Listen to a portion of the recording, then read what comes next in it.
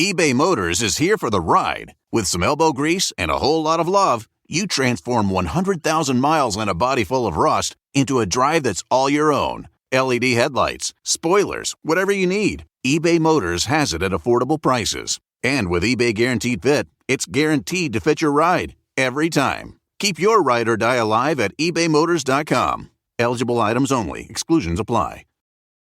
Save big money at Menards. Keep your lawn looking its best with Menards Premium 4-Part Fertilizer Program. Each step is tailor-made for the health of your lawn. Get started this spring with a bag of crabgrass preventer with lawn food. Apply just once early in the spring to feed your lawn for over 2 months. Pick it up in our garden center today and check out Menards.com for more hot deals happening now. Save big money at Menards. What's good, y'all? This is Breeze Brewing from the Mighty Juggernauts. And make sure you subscribe and download the podcast, Library Rap, the hip-hop interviews with Tim Einenkel. Hip-hop journalism on the highest level. Yeah, what's up? It's your boy Joel Ortiz, and I want everybody to make sure that they subscribe and download the podcast, Library Rap, the hip-hop interviews with Tim Einenkel. Yo, Tim, I hope all is well. You my guy. I know these interviews are not interviews. They're actually conversations, and I appreciate them all. Yawa. Hey, what's up, everybody? This is Ice-T. I want you to do something for me. Make sure you download and subscribe Library Rap, the hip-hop interviews with Tim Einenkel. It is fucking official. All right? Stop playing. Download and subscribe. Library Rap, the hip-hop interviews with Tim Einenkel. It's cold. LA Sunshine of Treacherous Three. Thanks so much. Yeah, that's me, man. And thanks for having me. I appreciate it. All right, so I just want to get right into your book, LA Sunshine, A True Story, The Real Accounts. You start off right off the bat with this sexual experience you had as a 7-year-old as your babysitter watched. Yeah. You say this experience shaped how you dealt with trust, women, and intimate relationships for the rest of your life. Was this story for you as you were writing it? Like, how tough was it to share, and that knowing full well that I was going to go public? Well, anybody that really knows me know I have no problem, expressing myself. I wear my, all of my feelings on my sleeves. Anybody that really knows me well knows that I got no problem just, being very open, candid. And aside from that, it was just very therapeutic. Became once you started getting into right, when I made up my mind to, embark on this journey, tell a story. I think it's important that everybody tells a story initially, first of all. But telling mine, I realized early on in the process that it would be better served if I just opened up fully and tell everything for myself. And that was the purpose of me doing it, and that's why it's so easy. Anybody that knows me knows I'm being open and candid. That comes relatively easy. But if there are details such as that were unbeknownst to just about anybody, but I had no problem sharing that. And you talk about how, like I mentioned, you talked about how this was, this kind of shaped your life dealing with intimate, with trust, intimate relationships and stuff. So I was wondering, can you talk about a time as an adult where this kind of experience messed up like a great situation for you? I mean, well, actually, I've always had a trust issue with women because of that, subconsciously, and I didn't realize it till much later on that was the cause of it. I had a major trust issue. I mean, it's hard for me to trust women in that regard, of course, because of some other relationships that I've had that, I've been through and I've had failed because of a multitude of, different circumstances. But collectively, I have a problem with trust in women in general. And I want to branch out to, and this is not a relationship with a woman, but this is actually a relationship that you had with, a professional relationship you had with one of the original members of the Treacherous Three, Spoonie G. Can you just talk about that time where, there was that falling out? It's on page 73 of the book, but kind of wanting to know, can you just tell that story to the audience? What happened? Well, I think you're referring to the time when, Spoonie would, Spoonie on more than one occasion would kind of left the group. Initially, we would, of course, the original members of the group was Spoonie G, Kumo D, and myself. And when Spoonie had the opportunity to go and make the record, I was just disappointed because that was an opportunity for us to make an impact or just make, put a print on this new merging, culture, this art form. And we were some of the higher, we were cut from the higher echelon at the time, even though it was very, very early in the game. And I thought we could have, made some steps or made some real moves, because Spoonie put out Spoon and Rap right after like Sugar Hill, and had we gone on and did some real lyrical damage that we're known for, I thought that was a golden opportunity for us to make some haste. And not only that, I also thought that this is a brotherhood. This is family. We don't do like that. If he had intentions on doing that, he should at least made us aware of it, as opposed to just bringing it to the rehearsal spot. We was rehearsing at my DJ's house, and he came in and was like, "Yo, I got to surprise you guys," and he just put the record on and played boom, boom, boom, boom, boom, boom, boom. You say a one for the trouble, two for the time. Come on, y'all, let's rock the. Yes, y'all. A freak, y'all. A funky beat, y'all. And then you rock and roll, and then you roll and rock, and then you rock to the beat. They just don't want you to stop, cause I'm the S to the B, double O and Y. The one MC who you can't deny. Cause I'm the baby maker, I'm the woman taker, I'm the cool. And the record is high, and the record is a real good record, but I'm like, I didn't know how I was feeling. I didn't know how to feel. I was caught between emotions. I was happy for him, but at the same time, like, how could you backstab us like that? Because we're a group. If we're a group, we're supposed to do the record together. At least, share the information and discuss it and see how we're going to do it. And he did that on more than one occasion. So that's what the problem we have. I had this one. This is my brother. I love him to death, man. But, I just think that should have been dealt with a different way. Right. And at the time, did the other members of the group feel the same exact way, or was that just not spoken about? It was not received well, but nobody was like, ain't nobody give him the business or curse him out or nothing like that. Everybody was happy for him. I think I was the only one that was really just majorly disappointed. I was kind of furious at the time because of the initial shock. I'm like, what you mean you got a record? This is what we're aspiring to do, to get a record. This is our tour, and we're a group. We're supposed to have a record, and you went on and did a record, and not to mention you got a record, and you leaving the group. That puts the group in disarray, and then we got to shuffle around, even though it all turned out for the better because it turned into the Treacherous Three that's known widely as, me, Mo, and Special K.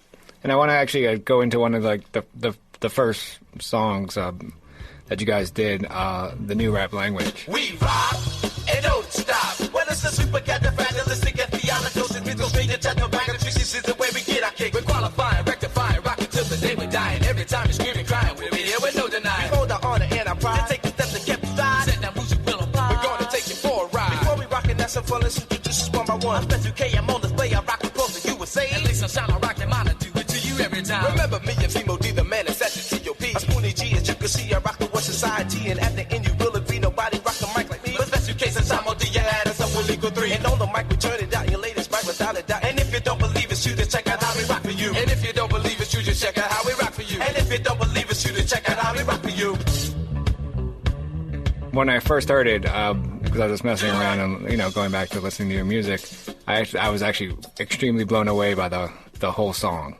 Like, okay. I mean, just as I'm a little younger, so I didn't grow up. I didn't grow up listening in 1980, but I grew up more in the mid 80s than 90s. But when I first heard it, every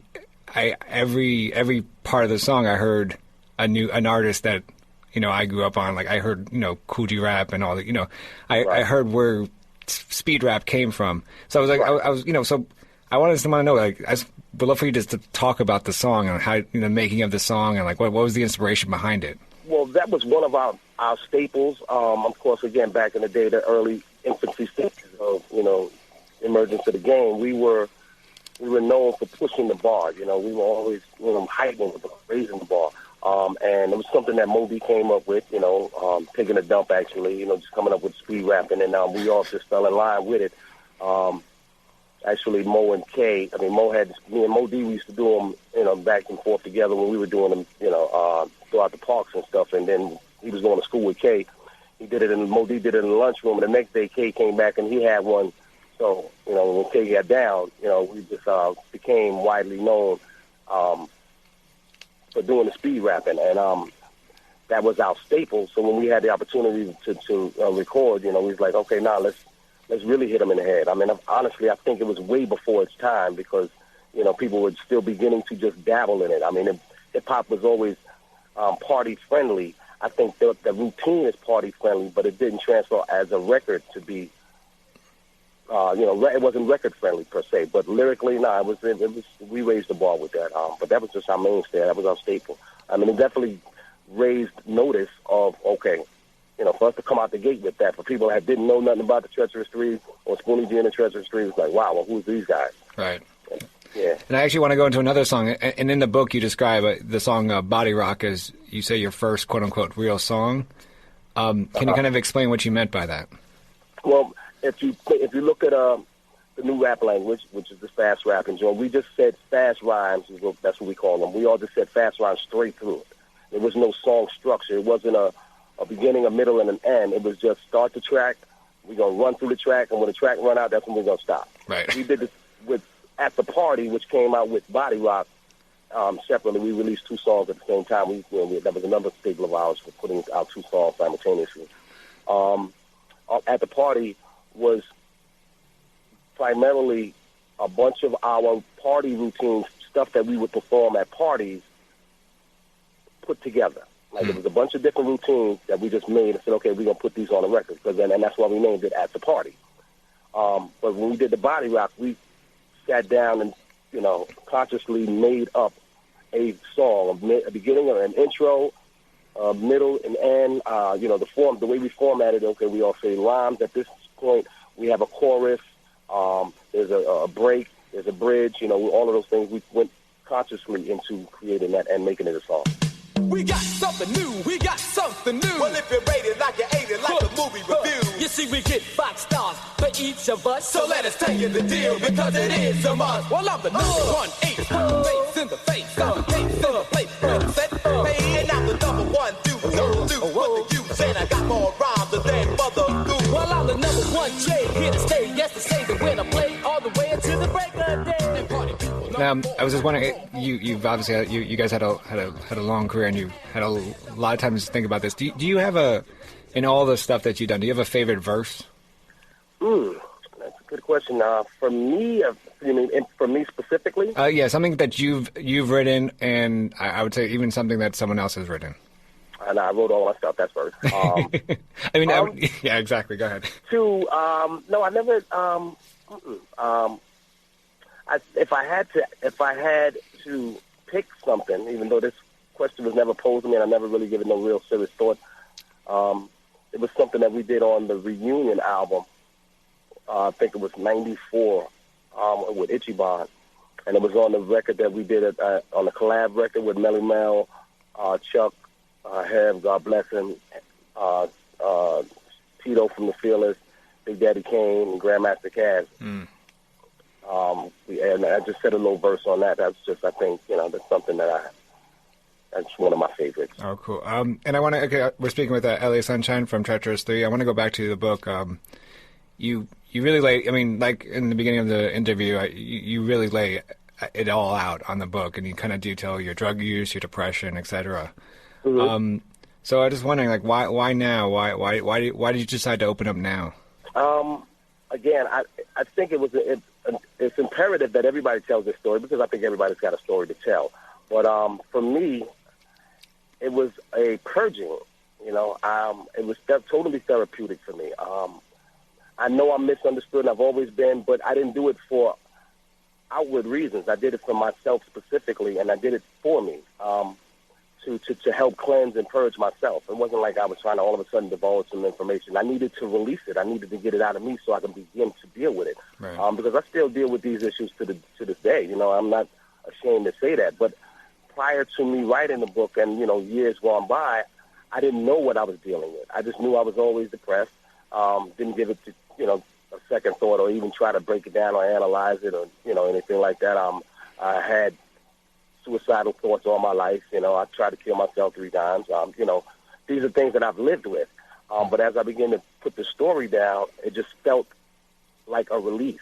It felt good. It was just purging and so energetic and rejuvenating that I was like, okay, now this is easy for me. And I didn't intend to do it let me tell my story so people can understand me. I did it so I can get the release out. Oh, interesting. Out of everything that's happened in your life, personally, what has been your darkest day, and professionally, what has been your darkest day? Well, my darkest day was when I had to shoot somebody. Because anybody that knows me, again, I'm a wuss, man. Just the way I'm built. My makeup is like I just get mad when I see people arguing and fighting, man. Even though it sounds corny and like you want to play violins and stuff, but man, I just truly believe in harmony, man, and Right. it doesn't exist for the most part. So it kind of bothers me, and to look back on that, knowing that I was so close to going on to that side of the street, even though I did it out of necessity, because I think my life was at stake. But that just shows how deep into the pit, into the trenches I was, because I would never even be caught in that position or even carrying a weapon or whatever. But my life was at stake, so I was like, okay, I got to do this just for to maintain food. Right. Right, of course. Stay alive, and professionally, oh boy, so many. I think, and this might sound really crazy, but collectively, my career was dark for me. Even though I enjoy performing, because I do probably more than anything else, I get more gratification. I'm more satisfied and gratified out of performing on stage. But with that said, the majority of the business part of it always comes into play. You have to get off stage and you have to go deal with the business aspect of it. And the business is so crappy. The business is so shady. It's so uninviting. And I learned that really, really early on, and I was never able to shake it. Like, I'd have a happy moment, but then it turns into darkness. Like, for example, okay, we make a hot record. We lay it down. We get it out. It's on the radio. It's moving and it's doing well, but then the business comes in when it's time to get paid for it. We don't get a dime. Right. And that happened repeatedly. It's always, I've learned to always wait for the other shoe to drop. So, that kept me in darkness per se. Even though I learned over the years to take the good with the bad, but to answer the question, what was my darkest moment? A lot of them. Right. Is there anything you regret that's in the book that you, after print, you wanted to take out, or? Nah, not at all. No. Because all of that came from, you start telling a story and it just opens up another lane and another lane and another lane and another lane, because one story leads to another. Because initially, when you're thinking back on all of that stuff, it's not like it's sitting dead in the front of my brain. Right. There's a lot of that stuff. The depression and the darkness that I've carried with me all that time was there. It stayed. It was always in the forefront. But one thing always led to another. Like, I talk about my mom, and I talk about my brother Sire dying, and then that would lead to my brothers, and then would lead to a situation with my brother and his friends when he was, it just was a ripple effect. So it seems I think it's true for anything, but when you write things down, everything becomes more real. Yes, and that's exactly what it's a very good way of saying, because it was much easier for me to deal with. And I wasn't aware of that until I actually began the process. And once I began the process, I'm like, oh no, this is great for me. This is the new drug right here. Right. I was just curious. Did you come up with the idea for the book, or was it like a friend, or? No, it was me. I've always aspired to do it, and I did it with Dutch, Lucille Dutch. You know what I'm saying? And he just happened to be an author of some other material that he'd done earlier, and I mentioned it to him. He's like, well, no, we can start this process, because I didn't know anything about it. I just knew about, okay, I want to tell my story. Get on the computer and start typing some stuff. And him being tapped into what that business and that process entails, flipped it, and so just adding that little Dutch flavor to it, lends itself immensely. I want to kind of shift gears. Do you listen to new school stuff, or are you more into old school still? And without, at the risk of being considered old school mad rapper, no, I don't. But not. This is a good reason as well, but it's not solely because I don't appreciate what what it stands for, because, the ceiling is lower. Anybody know me again? I mean, I'm not into yelling and bitching and fucking and fighting and killing and just mad. How the record start off and you say, well, these niggas don't know. How the record start like that? Hey, what you talking about? Who are you talking to? Yeah, what I do to you? The record ain't started yet. That coupled with having to sift through 8 to 10 bad songs to hear one or two good ones, I'm not willing to compromise. Now, that may be a loss on my part, and I'm willing to accept that. That coupled with the fact that all my musical preference has always been old school R&B. I used to get flack from the group, when we be riding or we touring or we, doing something, and somebody would be listening to music coming out of my bunk or, out of my headphones or something, and they'll hear the OJs or Blue Magic or even Simon and Garfunkel, the Beatles or something, and they'd be like, yo, man, LA playing this bullshit, man. We want to hear KRS-One, we want to hear some Chuck. But I've always been built like that. I've always been, my musical preference has always been old school, smooth R&B. I have an appreciation for hip-hop, but it's very, very selective.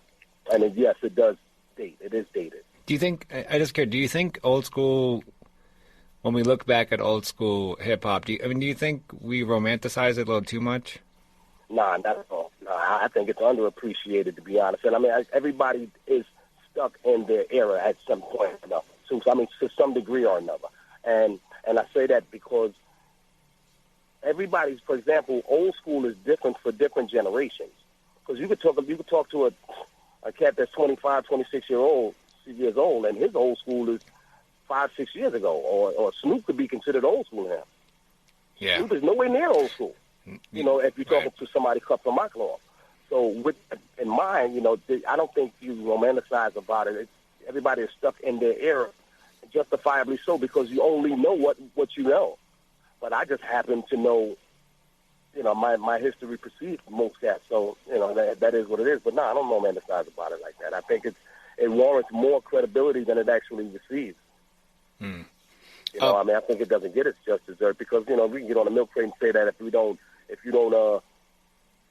acknowledge it, it's not going to, it's going to fall by the wayside, and I think that's imperative that, it's recognized to its fullest and get its just dessert. That's why you have as many, that's why you don't get, you get as many mad rappers or people that just disgruntled because none of them get what they actually deserve, from it.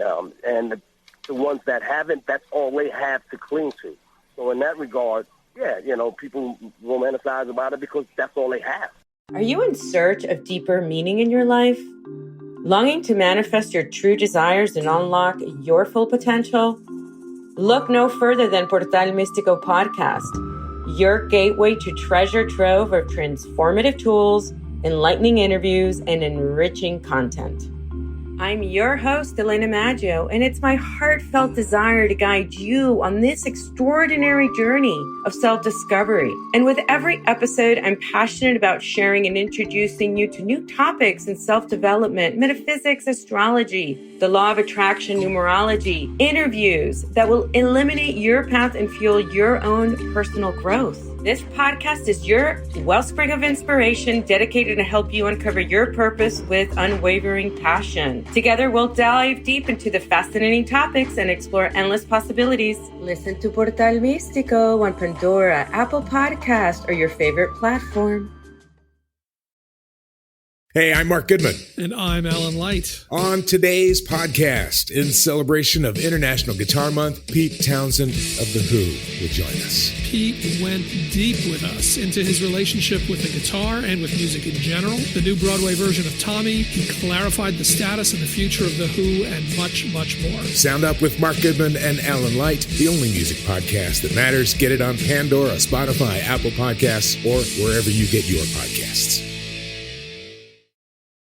Hey, it's Mark Goodman. And I'm Alan Light. On today's podcast, Record Store Day founder Carrie Colleton is joining us to discuss the April 20th RSD special releases. Plus, we'll talk live with our audience, the Sound Up Pod Squad, and find out who still listens to vinyl. And some updates from the Beatles universe. Oh, good. Sound Up with Mark Goodman and Alan Light, the only music podcast that matters. Get it on Pandora, Spotify, Apple Podcasts, or wherever you get your podcasts. I'm Chris Hahn, the Aggressive Progressive. Check out a new episode of the Aggressive Progressive podcast every Tuesday. You know, the election is heating up just as the year is winding down. Stick with me. I'll tell you the truth as I see it. Download the Aggressive Progressive on Pandora or wherever you get your podcasts. And this will be my last question, and I have to ask this because one of the other hosts on the show, Flatline, he does a show called Hip Hop Gods, brought this to my attention, and he was actually curious. He actually wants to know what was it like recording Sticks and Stones, which featured on the De La Soul promo only Clear Lake Auditorium. It was. I felt it was a privilege because I felt it was a compliment because when Prince Paul contacted me, he was like, "Yo, we want to do some stuff and pay homage to some of the old guys. Can you get some guys together?" And it wound up being Tito, myself, Kaz, and Whip. But sadly, I was in such a dark space. I was homeless at the time. I was unable to enjoy it to the fullest. I am, I love doing the project, but I wish I was able to appreciate it to its fullest the way I did. I mean, I was like, okay, I was pretty much a robot going on fumes. Like, okay, give me, I'll pay, okay, write the track and write the record and just go. And that's something that I feel somewhat bad about. That was an opportunity missed. I could have soaked that in more, but I wasn't able to because I was just in such a dark space. I was a zombie, a robot, a druggie, a homeless, and contemplating suicide still. So, yeah, that was a rough time. I know it's been a while since the last time you've heard at least sunshine, pick up a microphone and rhyme. But now I think it's time to go for mine. So you can sit back, relax, just max and unwind. Because it's time for me to put a few heads to bed. Because I'm upset at what somebody said. I've heard through the grapevine, it's been said that sunshine can't rhyme. That's the funniest line that I've heard in a long time. The wannabe me that say I sound off beat. I'm not off beat. I'm totally unique and it sounds real sweet. So if you're ready, get set for a trip to the sun.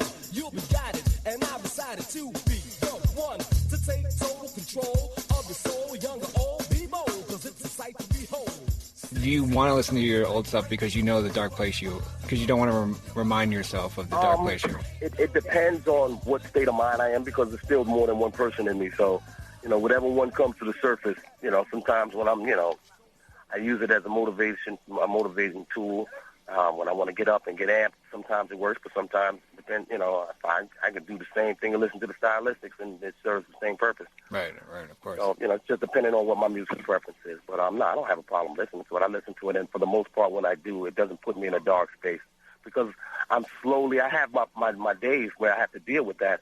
But for the most part, I learned how to deal with my depression and, all of those issues. And I learned that it's a day-to-day process, and you take one day at a time. The name of the book is A True Story, The Real Accounts. L.A. Sunshine is the author. L.A. Sunshine, thanks so much for joining us. Thank you, Tim. I appreciate it, man. Thanks for having me. That was L.A. Sunshine of the Treacherous Three on The Library with Tim Einenkel. Cop L.A. Sunshine's new book on truehiphopmemoirs.com via PayPal. Check me out on Twitter. That's at kosher22. Also, you could check out extended versions of my interviews. If you go to iTunes, just type in The Library with Tim Einenkel. That's EINENKEL. Peace.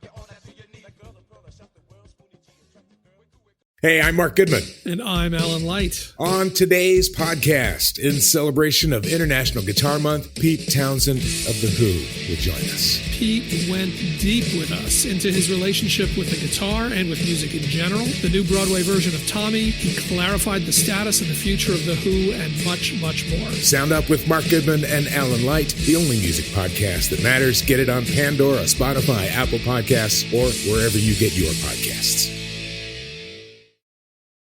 Hey, it's Mark Goodman. And I'm Alan Light. On today's podcast, Record Store Day founder Carrie Colleton is joining us to discuss the April 20th RSD special releases. Plus, we'll talk live with our audience, the Sound Up Pod Squad, and find out who still listens to vinyl. And some updates from the Beatles universe. Oh, good. Sound Up with Mark Goodman and Alan Light, the only music podcast that matters.